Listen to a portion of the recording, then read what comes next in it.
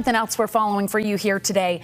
The state of Utah and the Bureau of Land Management are working on a $3 million project to track how much water makes it to the Great Salt Lake with new stream gauges. ABC4's Northern Utah correspondent Cade Gardner gives us a look at how it'll work.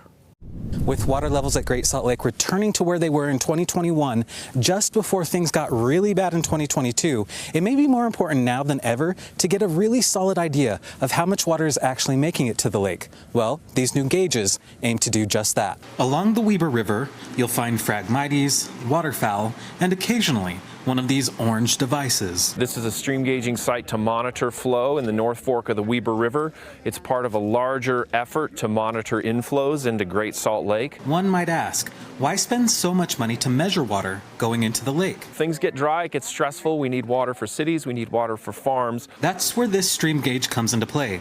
It'll measure inflows into Great Salt Lake, which is the endpoint for many river systems. That help us understand how much water is within a system and how we can deliver under the current water right system those water rights to the users. And it can be very complicated, and the more data that we have, the more accurate deliveries that we can make. And especially now when we have water that's being dedicated to purposes like Ogden Bay and other waterfowl management areas, we can ensure that we can get that water to those dedicated purposes. The stream gauge will send data in real time, ensuring that there's enough water for human use.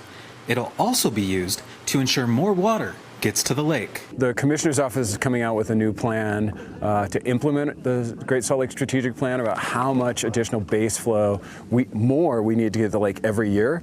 We need this data to know how much is getting there, and as we're adding, as water is dedicated to the lake, how much of that added water actually makes it to the lake. A second gauge is being installed nearby, and these are just 2 of 13 that are going in along the Great Salt Lake.